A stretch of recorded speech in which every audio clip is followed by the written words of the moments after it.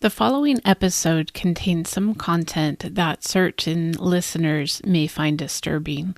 If you or someone you love has experienced violence, assault, kidnapping, or stalking, this may not be the episode for you. Although I do want you to hear that there is hope and healing in our guest today, but if those are things that you are still working through, this may not be the right episode for you to listen to right now, and you'll want to pick a different episode from our 126 other episodes for you to listen to today. Welcome to the Soul Grit Podcast. I'm Ann Taylor McNeese, and I'm a licensed marriage and family therapist. I also love Jesus, and I'm passionate about all things gospel and therapy. I created Soul Grit to be at the intersection of mental health and Christian faith.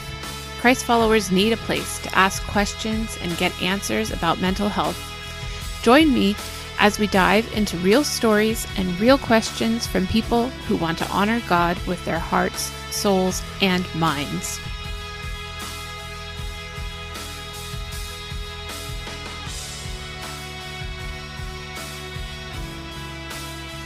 Hi, welcome back to the Soul Grit Podcast. This is Ann. I'm here today with Kimberly Har. She's an LMFT like me and also an LPC. She's out of Oklahoma, and she's written a new book called Healing from Life's Deepest Hurts, Reclaiming Your Life After Grief, Loss, or Trauma. And those are all things that we talk a lot about here on the Soul Grit Podcast. I'm really happy to welcome you today. Thank you for having me, Ann.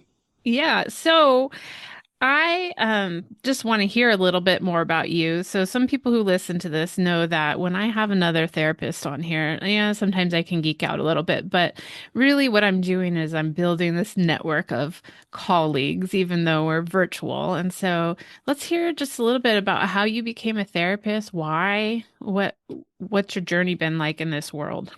Sure. Well, I actually became a therapist because I had really bad counseling.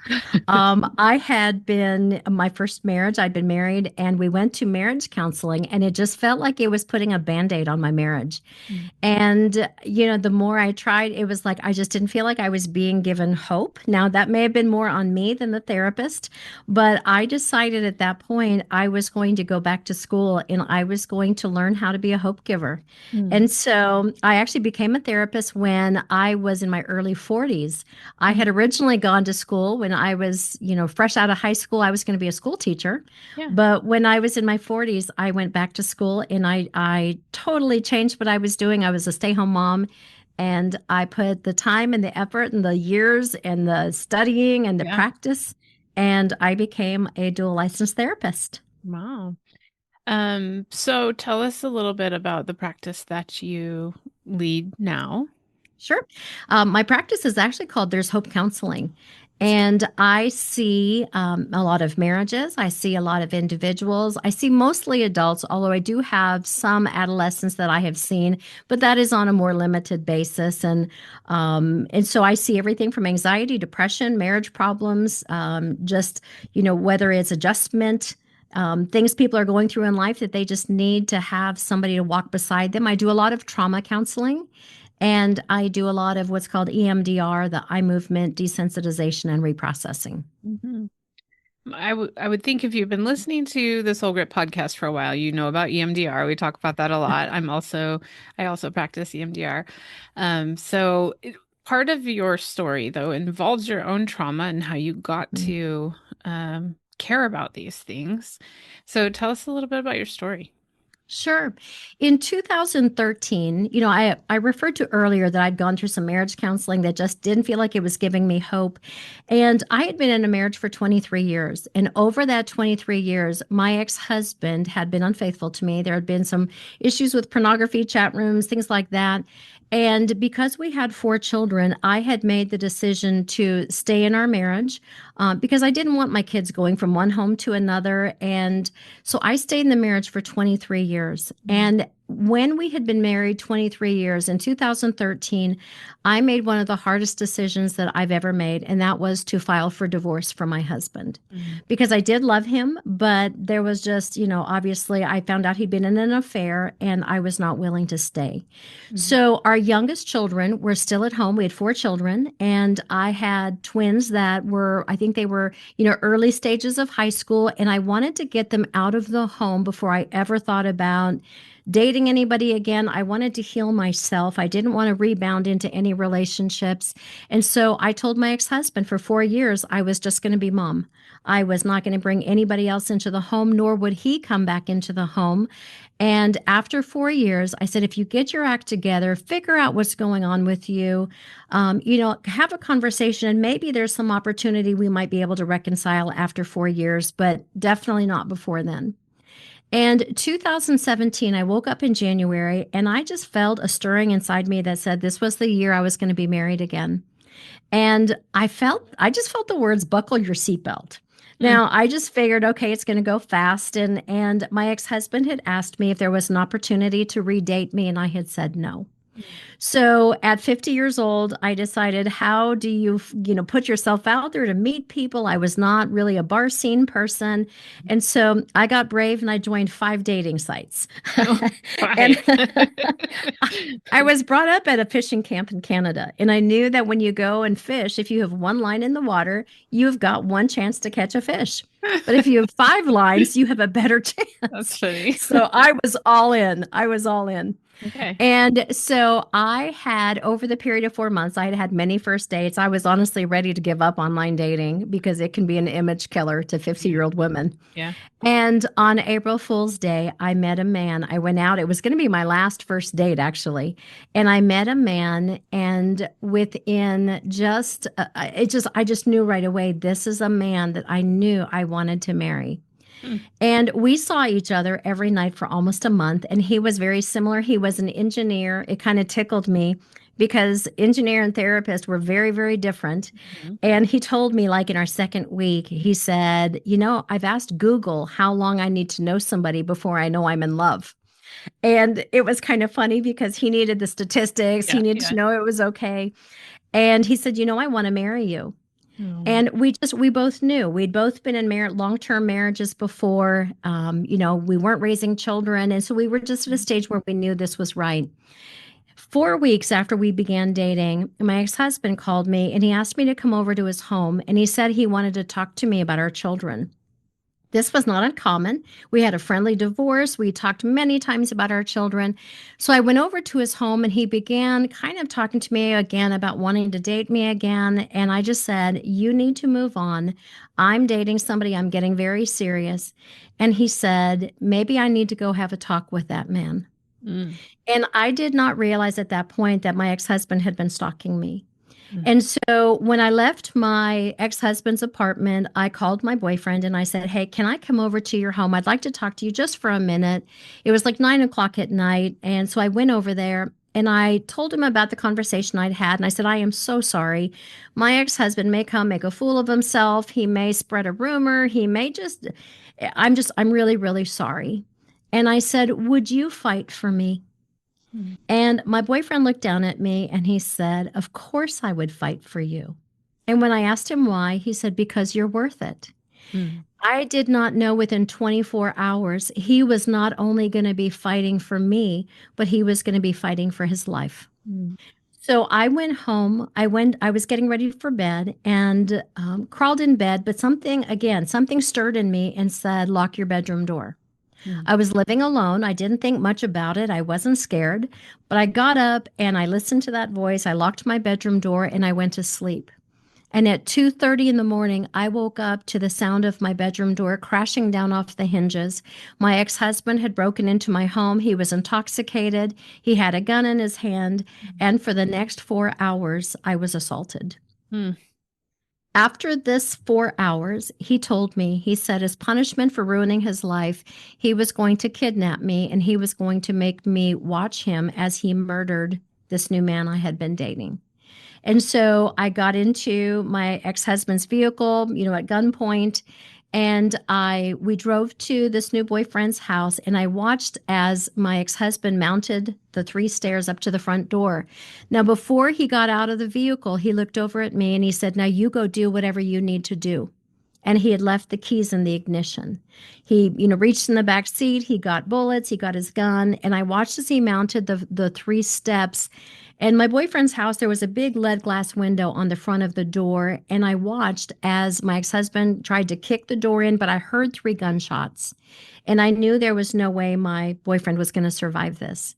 So I jumped into the driver's seat and I escaped. I went to a local super center that was open 24 hours, and I ran in the front door screaming, "Call 911." At this point, I was bloodied. I was almost unrecognizable from the assault for 4 hours. And I looked down in my hand and there was a cell phone in my hand, which I can only guess it had come from the truck I had been in. So it must have been my ex-husband's. And I had heard somewhere that if you type in 911, even if you don't know a password, that it will bypass it. And so I did. I called 911. I told the operator to get the police there, and I said, but tell them to be careful because this evening's not going to end well, or this day's not going to end well. I was escorted to the warehouse at the back of the super center, and I waited until a policeman came and got me. And he said, "Ma'am, we've got an ambulance waiting for you." They escorted me out of the super center, and I told them, I said, "I need to get to that vehicle and get my cell phone because I need to contact my kids so they don't see this on the news. I need them to know I'm okay." And when I opened the passenger door of the vehicle, my ex-husband had walked the 4 to 6 blocks it had been that I had driven, and he was sitting behind the steering wheel with a gun pointed at me. So again, I just felt like my life was in danger. I screamed, I dropped to the ground, and within moments, I had a human shield of police officers around me. I was escorted to safety. My ex-husband was apprehended. And from that point, I was taken to a hospital where for the next, 4 to 6 hours, I underwent tests and had to tell my story time and time again to detectives. And while I was in the emergency room, though, I had not met my boyfriend's adult children. And I had met one of them, but not the other two.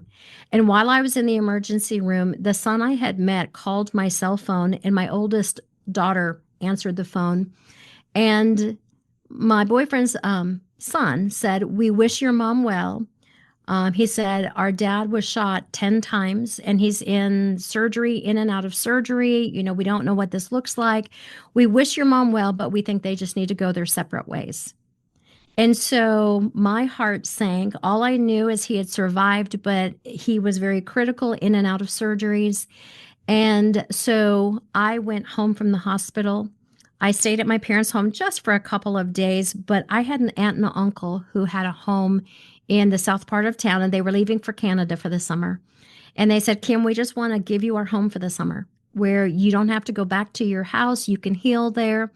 And when they gave me the tour of their house, there was a beautiful pergola in the backyard. It had 2 swings, a big cement floor. And I just knew when I saw that that's where my healing was going to begin.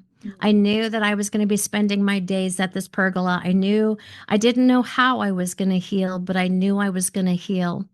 And it would be almost 5, 6 weeks later when I actually looked down at my cell phone and I had a Facebook Messenger post from my boyfriend. His name was Andrew.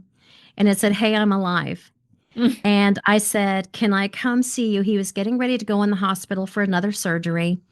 And he said, "No, I need to go through the surgery, but I'll contact you after the weekend." He said, "Take care." And I thought, what does take care mean? Does it mean I wish you well in your life? Does it mean I love you? What does it mean? And it was the longest weekend of my life. Yeah. But after he had his surgery, he contacted me and he said a visit would be nice. So I'm 50 years old. He's 53. We are sneaking around his adult children at the hospital. He says, "Come when they're not here." Yeah. And I went there, and his name's Andrew. And I said, "Andrew, where does this leave us?" And he said, "I don't know." He said, "I've seen all the felony counts." He goes, "I know what happened to you." And he said, "You're going to be really messed up." And he said, "I know what happened to me, and I'm going to be really messed up."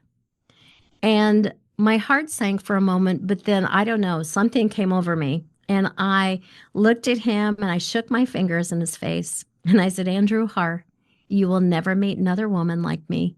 Mm. 4 weeks later, we were engaged. 4 months later, we were married, and we have been married 8 years. Wow. And it has been an amazing journey. But my book is really about the story of being at that pergola during those weeks where I had to really begin to walk out my healing. Mm. Wow, I'm kind of speechless right now because this is like a movie. Okay. So you're It's kind here. of like Dateline meets I Hallmark. know, I know, I know. And so, first of all, let's like, I'm assuming you guys are good now. We are wonderful. We are. Okay. My husband did. Andrew had to have, I think it was almost 13 surgeries. Mm. He has his arm is rebuilt with titanium, and but you would never know it to meet him. The main things that are lasting physical effects is, he's got a little bit of motor control. I have to open his water because that fine motor he has a hard time with. But you would never know it to meet either one of us that either one of us brought a story. Okay. Okay, so were you studying counseling before this? Yeah, I because had, you said you had already yes. been for 10 years. Yeah, okay. Yes, I had been a counselor for almost 10, 11 years. And I think it was actually some of what got me through it was my counseling, just all the years of practice, because I remained very calm as I was going through this. Mm. When my ex-husband first came in, he burst into my bedroom. The first thing he told me was he had come from killing my parents. Now, the Mm. good news is he had not. But in that moment, in fact, I think I had just been trained in EMDR when it talks about using a container to Mhm. container your thoughts. And I remember telling myself, put that in a container and you can grieve it later. But Yeah. right now, pay attention to what's being said. Don't panic. You've got to keep yourself alive. So it was definitely a lot of what I would say my own counseling skills that kind of kept the calm as I was going through that. Wow. Okay, good. Okay, so let's talk about that pergola and that moment that you knew God was uh, intending healing for you there. Um, how did that look? Like, did you could just go out there and sit and did Oh you my. journal? Did you read? How did that work? I did it all, but the first week, all I could do is I would go out to that pergola. And there's a story in the Bible about Moses taking off his shoes when he saw the burning bush, Holy and he ground. said it was holy ground. I just knew this was going to be my holy ground. Mm. And so the very first week, all I could do is I would wrap myself, I'd be in a bathrobe. I didn't even get dressed. I'd wrap myself in a big green blanket and I would lay prostrate on the ground on the cement floor and I would just weep. Yeah. I just wept and I felt so broken and so empty. I didn't know my body could actually weep so much and make it was like my body cried. Mhm. And I remember praying and telling the Lord, I said, I don't have words. I'm so empty. I don't have any words. I don't have words to pray. And I remembered in Zephaniah, there was a scripture that says, God sings over us. And Mm. I prayed and I said, Lord, I'm asking you to sing life back into me because right now I feel like a shell. Mhm. And there was such a numbness that was, that was on. There were so many emotions. There was anger. There was there was just a numb of this doesn't feel real. Mhm. And probably about a week into me being there, I heard a song. I was putting a playlist on my phone and I heard a song come on and it was called Dance with Me, O Lover of My Soul. Mm. And I listened to the words of the song and it talked about the Lord just wooing our hearts and him pursuing us and I told the Lord, I said, Lord, I am so scared to trust you because if I surrender what I want, I'm afraid that you're not going to give me what I want. Mm. And I want what I want. When you go through something really hard or painful or traumatic, it's normal. One of our first responses is to want to control things. Mhm. And so I was like, Lord, this is what I want you to do, how I want you to do it, when I want you to do it. And it would make a great testimony. And and it got to the point where I had to say, Lord, I'm scared to trust you. Mm. But as a sign of my willingness, it's really a sacrifice of praise. I don't feel like praising you. I don't feel like getting up and honoring you because I'm a little frustrated right now. But I put myself in a waltz position and I envisioned myself being held in the arms of Jesus.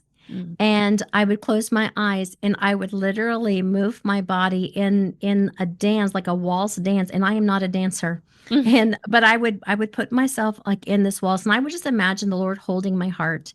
And at the end of that song, I would take the sides of my bathrobes out and I would curtsy and I would say, I love you, Lord.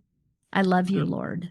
And then I would cry, and then it was layers and layers upon healing because, there was so much work and healing to be done. But the very first was saying, Lord, I'm actually letting go of control. I'm letting go of control. Mhm. Yeah.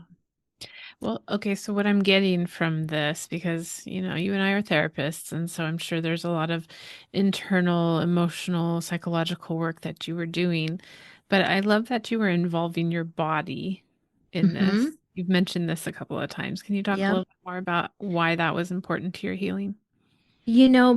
One is in trauma and loss and pain, and we hold so many of our emotions in our body. Mhm. And pain can get stuck in our body. And at the time, I wasn't really trying to be therapeutic. It Mhm. was like, it was just this natural, I'm moving my body. And the more I moved my body, the better it felt. Right. And I would move my body, but I would also incorporate music Mhm. because there's such a healing component of music and the things that we hear and just the vibrations of music. And so I didn't even at the time I wasn't thinking, okay, therapist, heal thyself.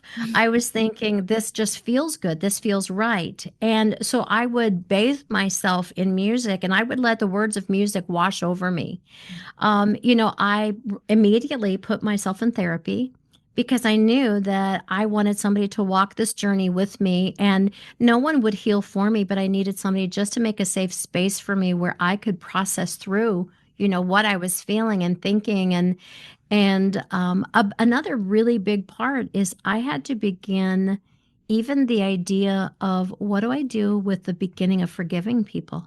Mhm. Because I didn't want to stay in pain. Right. And, a lot of times when I would go down, those first few weeks, I would have to go down to the county courthouse because I was possibly going to have to testify in a trial. Mhm. And I would always have to sign in, and there was a little arrow that pointed, and it would say, "Victim, sign here." And something about that, it was a legal process. They had to use those words, Yeah. but something about that did not resonate well with me. Right. And I told the district attorney, I said, I was a victim in a moment, but I'm not going to stay a victim. It's like I was victimized. Mhm. And so often, we can't control a lot of the things that happen to us in life. We've got no control over a lot of it, but we do have control over if we're going to heal. Mhm. Not necessarily the time because it takes time to heal. But the day that I was in the emergency room, I later met up with the detective assigned to my case. It had been about a year and a half. And she said, Kim, do you remember what you said to me that day when you were sitting there in the emergency room? And I said, no, I don't have a lot of memory of that. And she said, Kim, you looked at me and you said, I am not going to let this experience go to waste. I'm going to be a better therapist because of it. Yeah. And my oldest daughter said, Mom, do you remember what you told me in the emergency room? And I said, No, I don't. And she said, You looked at me and you said, Promise me you won't let this make you bitter. Mm. And on the very day that my ex-husband assaulted me, um, he looked down at me as the intoxication was wearing off, and I think he was realizing what he had done. And he said the words, Tell me the truth. I've gone too far. You could never forgive me. Mm. And where one, I was very angry, I was hurting, I had all these emotions. I also knew that I would not stay in a state of unforgiveness. And the very last words I ever spoke to my ex husband, I've not spoken to him since that day, but I looked at him and I said, You have gone too far. There's no going back. I said, But I want you to know that I will forgive you. Mm. I didn't know how. Yeah. It didn't mean I wasn't hurting. It didn't mean I didn't have all these emotions. But on the day that I was hurt, I also made a decision. This will not be the end of my story. Yeah. And that's kind of been like the guiding, the anchor in your healing, right? That has been the guiding anchor. I talk about a story in the Bible about a woman named Naomi. Her story is written in Ruth, Mhm. and it's where she and her husband have two sons, and they leave their homeland of Bethlehem to go make a home in another country. And they raise their boys, but as time goes by, Naomi's husband dies, and then both of her two sons die. And she takes one of her daughter-in-laws back to Bethlehem, where she's from, and the women greet her. And they say, Naomi, we're so excited to see you.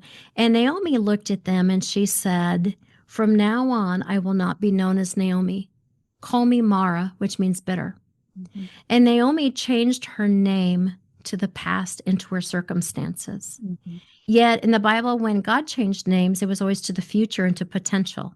Mhm. And so, just like when I went and signed my name victim at the Victim Witness Center, I knew that I didn't want my name to be angry, unforgiving, bitter, hurt, lost, hopeless. My life is over.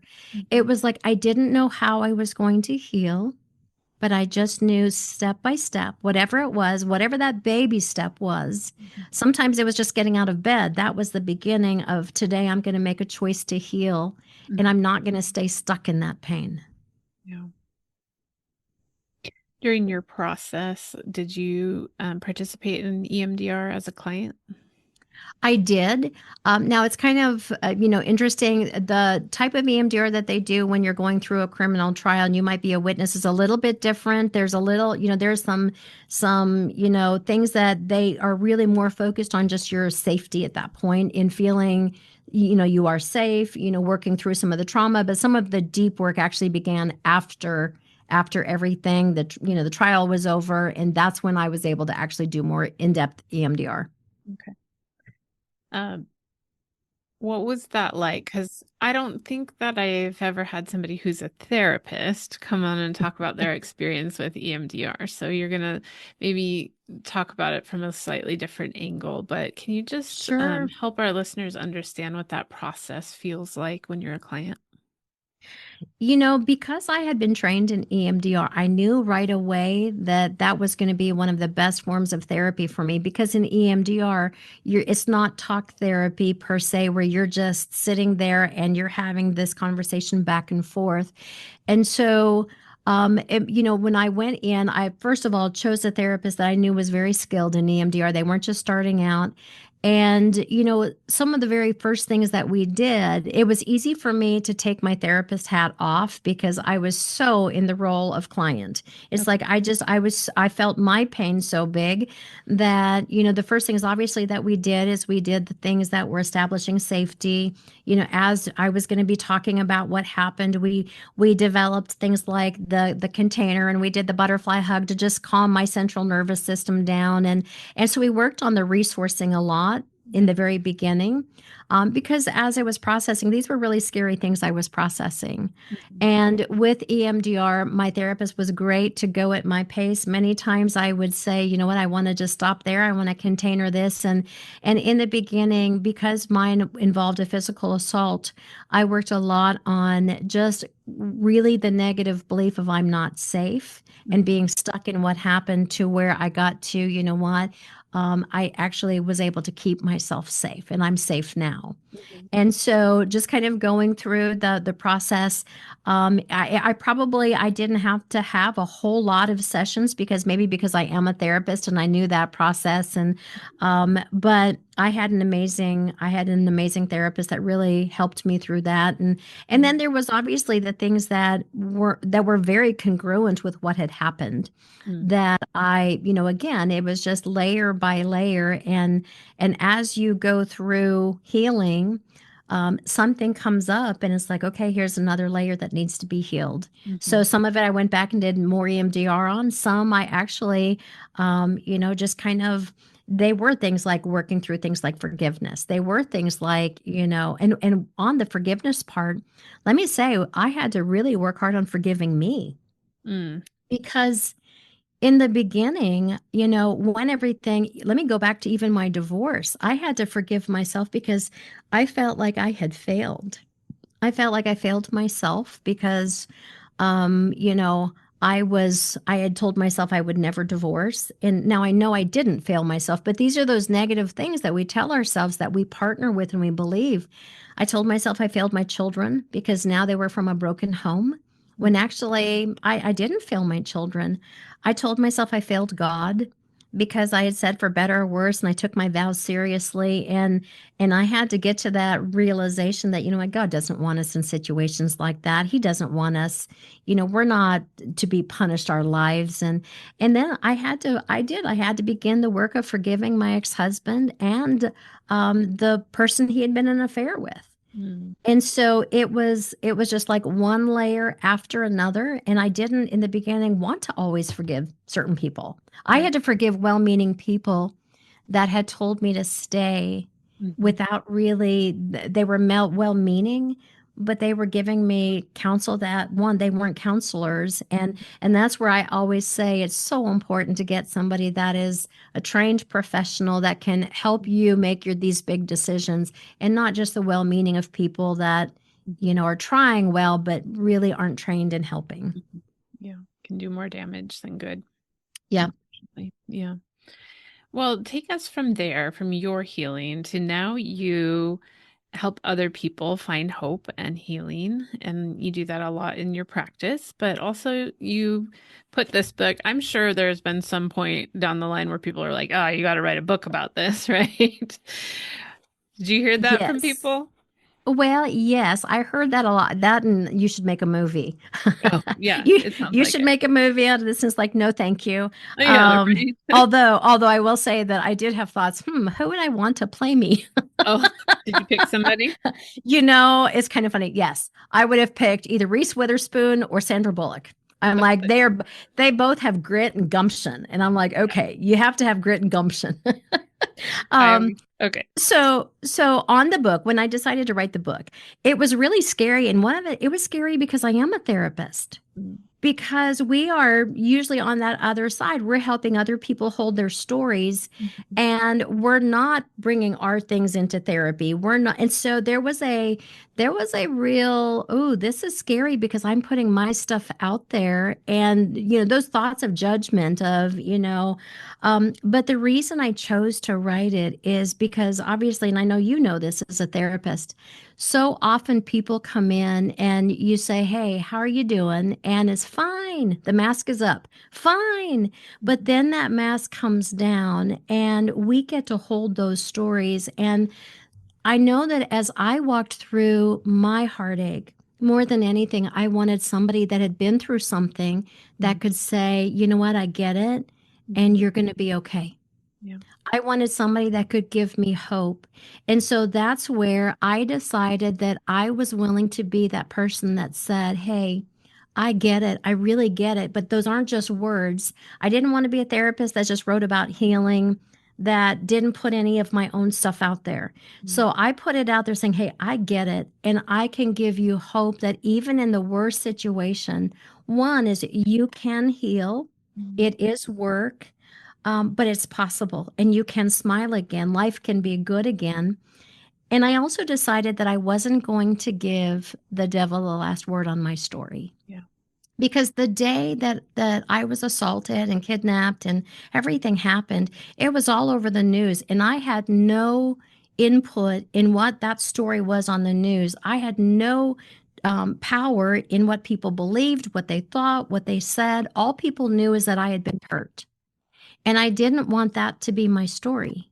Yeah. I wanted that to be a piece of the story, that yes, I was hurt, but I wanted the real story to be, but you know what? But especially with my faith and with God's faithfulness and with hard work, I healed. Yeah.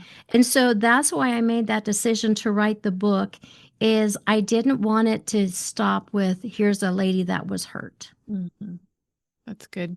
I know as a therapist, it can feel very vulnerable to share your own stuff with your clients, and then you just wonder, like, ethically, am I supposed to? Is this helpful for them? Is this putting anybody I love in danger, knowing things about me? Like, there's so many questions around that. And so I'm sure you had to make lots and lots of decisions about how you spoke about it or how you wrote about it in the book, right? And now I you're did. I speaking was about it on podcasts. Yes, yeah, it's very vulnerable. Yeah. Honestly, I feel like I am naked in front of the world. It is not a comfortable feeling. It is very much more. I did have to make a lot of ethical decisions, and I had to weigh, is this going to be helping or is this going to be hurting? And I had to go back to the fact of when I was the client, Mhm, would this have helped me or would this have hurt me? mhm, And I think that, in my therapy sessions, I don't bring this into my therapy sessions with my clients. If they ask me, if a lot of them, because in the town, a lot of them saw on the news, and I can't just say I'm never going to see anybody that lives in my town. right. So I never knew who knew something, who didn't know something. And I had to really make a lot of ethical decisions. And I came to the decision of, you know what, I thought it would do more helping than it would do hurting. Mhm, And I felt like I was supposed to do it. I felt like this is the direction God was leading me. And so I came to the decision that I'm 58 and I was like, you know what, if all of a sudden I come under criticism for this, you know what, I can always do something different. It's like fire me. Yeah. But I just thought I had to be obedient to what I felt like the Lord was telling me to do and what I felt as a client that I needed Yeah. because I knew I wasn't the only one out there. And any response to anybody that's had an early reader copy of it because it's not released. I don't know when we're releasing this episode, but as today it hasn't been released. And so the feedback I'm getting has been phenomenal feedback on, oh my goodness, I related in this and I related in that. And so I've had really good feedback. That's great. I do think as a client too, I appreciate when my therapist is a little more vulnerable, a little more real, like gives examples from real life, not just textbooks, you know. We're all human. I think I And grow better. I do well, and I'm always very careful too when anybody does hear about my story. Sometimes people want to minimize their own pain and say, yeah, but I haven't gone through that. So I have no right to say anything. And I like to say there is no pain Olympics. Pain is There you go. pain Yeah. is pain is pain. My fear is no different than your fear. My hurt is no greater than your hurt. It's like our emotions, we experience things in different ways, but traumatic things or deep pain, deep loss, it doesn't have to be dramatic Right. in order for it to be impactful. Yeah. It's more if something has impacted you, if something has impacted the way you see yourself, the world, God, others, that's considered trauma. Hmm. Yeah. And we don't compare trauma. No, we do not compare trauma. Yeah. Okay. Well, going back to the book a little bit, this I'm looking at the table of contents right now, and you have 9 chapters plus a pretty hefty epilogue or the Mhm. tools section, right? hmm Tools for growth Um, and healing. yes. So as we move through this, it's kind of understanding like some of the things that we've talked through, like hmm um the types of feelings and thoughts that you might have when something hard has happened to you. And like you said, it doesn't have to be as dramatic as what happened to you, but Right. everybody has something maybe from childhood or young adulthood or in their marriage or their job situation. Everybody has something that has kind of felt painful or set them back in some way.